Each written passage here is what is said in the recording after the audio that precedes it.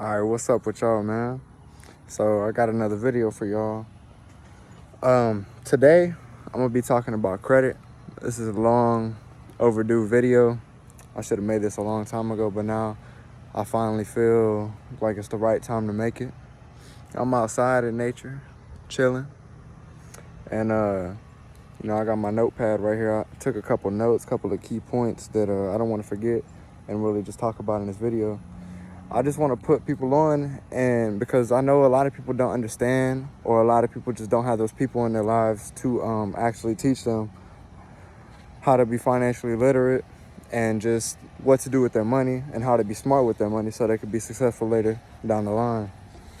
So the first thing is, why is credit important? So the reason that credit is important is because whenever you go to get a vehicle, whenever you go to try and get a loan from the bank, just, anything, any type of bill, basically, there is basically showing your responsibility. It's showing the way you handle your money. And if you're late and if you spend over your credit amount and, you're always maxing out credit cards and you're just not responsible with your money, why would somebody give you money? You know what I mean? Because then you're not going to pay that money back. You're not responsible enough for someone to give you a good loan, for you to actually use that money. And later in the video, I'm going to explain like how to leverage that if you're actually responsible with your money. So that's going to come like long term. That's going to be very important for you to try and get a house, for you to try to get a loan on a house. So the sooner you start, the better. So for me, in my example, so I was only 18 when I started my credit, and I actually kind of started almost closer to 19, but what I had to do is I made a poor decision and I actually messed up my car. So I didn't have a vehicle. So I had to go to a dealership and find a vehicle, right? Luckily, I had someone to co-sign for me. I'm blessed, okay? Thankfully. And because of that, I started my credit. So that is what started my credit, actually, a vehicle. So from that point forward, I started working another job. I was making a little bit more money, and I decided to get a credit card. My uncle told me, hey, you need to get a credit card. You started your credit with the vehicle. Now you need to get you a credit card and pay so much on it, however much your limit is. So everyone's starting limit is going to be different because it goes based off of your income and how much credit you even have from the jump. So an example would be like a $300 limit on your first card. So you want to stay in between the 10 to 20% range. So 10 to 20% of 300 is either so about $30 to $60 that you want to spend each statement. Each statement is each month. So like, say you got the card right now, it's late August. So say you were to get the card right now, you were to, like, after you watch this video, you're like, dang, I want to get a credit card. I want to use it. I want to get my credit up. So say you were to get one right now, you would get it about a couple days later from after they're going to send it in. And so say that's a week from now. So say that's the beginning of September.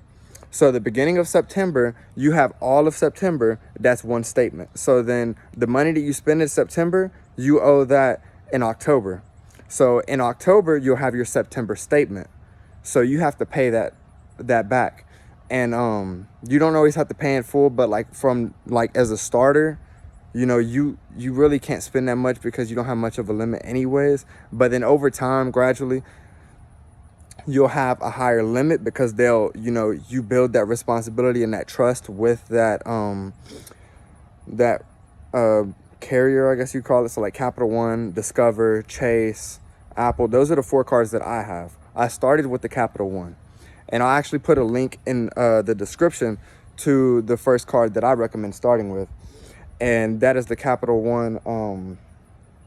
I think it's called Quicksilver. It's a silver card.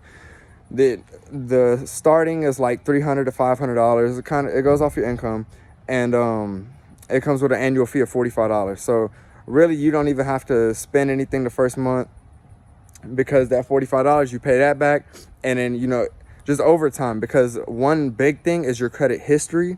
And if you don't have much of a credit history, then you're not gonna get a good loan. You're not gonna be able to apply for other credit cards. It takes more time, and it also goes off your income. So like, say if you're older, like in your mid-20s, and you got a good job, you just never really started your credit, you'll probably start with a higher limit than, say, like someone like me working at Walmart and getting my first card, and you're gonna have a lower limit.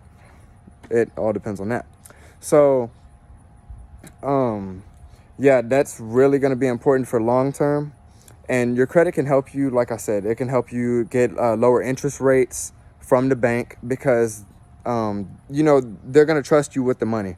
And they're also, the more lines of credit you have, basically the better it is, because if you have more, so like I have 4 cards, and then the limits will go up over time. Right now I'm sitting at some nice limits, but they'll go up over time, especially like with my income. As my income goes up, just over time, you'll be able to go to the bank and you can get a loan, and you can actually use that for a house. You can use that for some type of investment that you want to invest in, something smart. So like if you want to start a business, if you have good credit, you can get a loan from the bank and use that.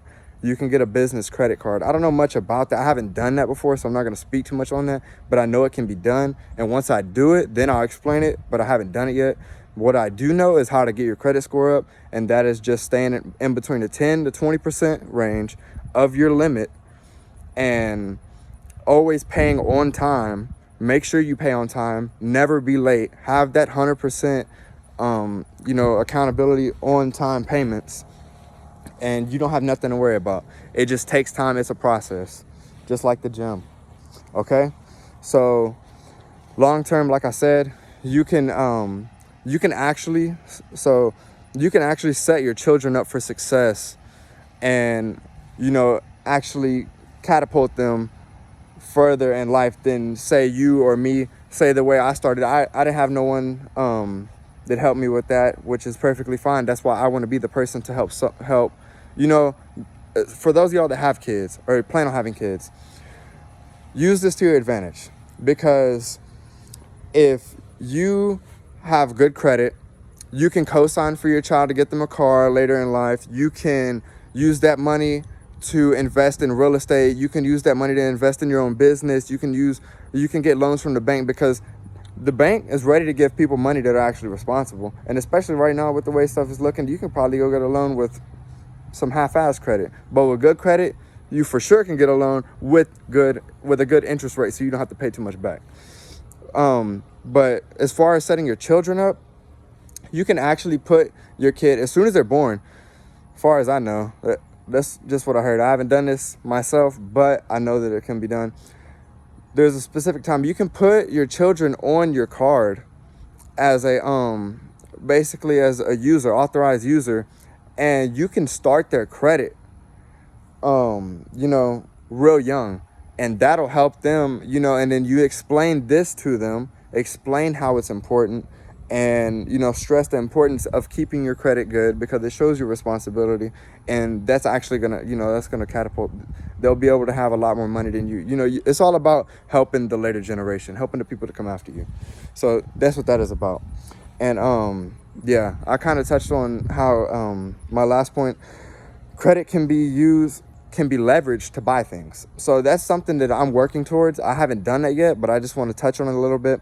So there's personal credit and there's business credit. So if you have an LLC, like if you're starting your own business, you can actually get a loan, like a business loan, and it kind of goes off of your personal credit, but there's like business credit cards. And if you have say you have an 800 credit score, and you have some nice credit limits on like multiple cards, and you have a nice score, you can go ahead and get you a business credit card, and they'll give you a fat credit limit, and you can use that and use that to start your business, because not everybody has $50,000 laying around. I don't know about you, but where I come from, hell no. We scraping the bottom of the barrel to find some pennies, okay? So think about that. And those credit cards, Okay, so the way I'm living right now, I'm only using credit cards. I actually learned this from somebody on YouTube. His name is Him500. And I actually only use credit cards to buy stuff because you get cash back on different restaurants, dining, groceries, different stuff. So different cards are gonna have different cash back rewards and different rewards in general. So depending on what you spend your money on, look at the benefits of the card and then find the card that fits what you spend your money on. Okay, so the first card probably had to be a kind of card. But as you build your credit and you build that responsibility and, you build your credit up, you'll be able to get a better card. So I have 4 right now. My first card was kind of meh, but the second one was the Discover card. And that one actually has better benefits than the first one. And then I ended up getting the Apple card just because I kind of regret getting that one, but I'm going to keep it because, the more history and the more I have open, it helps my overall credit limit. But my 4th one was the Chase Freedom, and that one's a real good one. So yeah, just find the best card for you for the money that you spend on stuff, and you'll get cash back. So always pay that back, and you don't have to always pay it in full. It depends on the card. Some of them, like my Apple card, if I leave a balance on there, it makes me pay interest. Some don't.